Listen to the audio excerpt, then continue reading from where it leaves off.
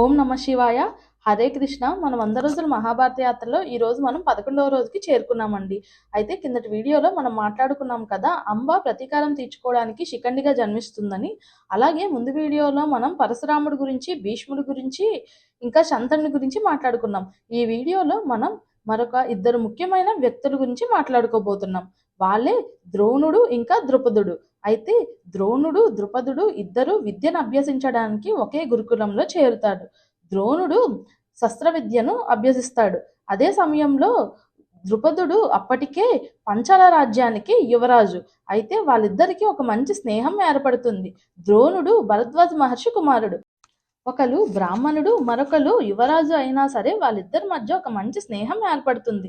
అయితే ఒకరోజు ద్రుపదుడు ఆనందంగా ఉన్న సమయంలో ద్రోణుడితో, ద్రోణ, నేను రాజు అయ్యాక నా రాజ్యంలో సగ భాగం నీదే అంటాడు.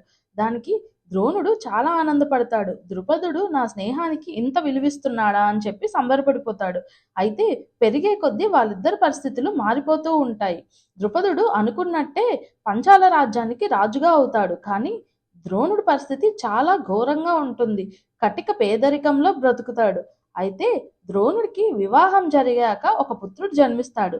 ఆయనకి అశ్వత్థామ అనే పేరు పెడతారు.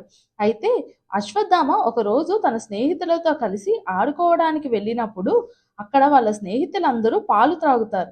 అయితే అది చూసి అశ్వత్థామ ఇంటికి వచ్చి ద్రోణుడితో, నాన్న, నాకు కూడా పాలు తాగాలనిపిస్తుంది అని చెప్తాడు. అయితే ద్రోణుడు కుమారుడికి కనీసం పాలు కూడా ఇవ్వలేనంత కటిక పేదరికంలో ఉన్నానా అని చెప్పి చాలా బాధపడతాడు.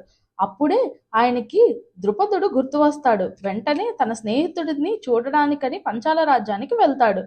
ద్రుపదుడి దగ్గరికి వెళ్ళి ద్రోణుడు, మిత్రమా, నేను నీకు గుర్తున్నానా అని చెప్పి చాలా ఆనందంగా అడుగుతాడు. కానీ ద్రుపదుడు చాలా అహంకారంతో, నీకు నాకు స్నేహం ఏంటి, అప్పుడంటే నీ పరిస్థితి నా పరిస్థితి ఒకలా ఉంది కాబట్టి స్నేహం చేశాను. ఇప్పుడు నేను రాజు, నువ్వు ఒక సాధారణమైన బ్రాహ్మణుడివి, రాజుతో స్నేహం చేయాలంటే నువ్వు కూడా రాజే అయ్యుండాలి అన్నట్టు అర్థం వచ్చేలా ఒక మాట అంటాడు. ద్రోణుడు చాలా బాధపడతాడు. ద్రుపదుడి అహంకారం ఎటువైపు దారితీస్తుంది? ద్రోణుడు హస్తినాపురానికి ఎలా చేరుకుంటాడు? ద్రోణుడికి హస్తినాపురానికి సంబంధం ఏంటి? ఇదంతా మనం తర్వాత వీడియోలో మాట్లాడుకుందాం. జై శ్రీరామ్. ఓం నమ శివాయ.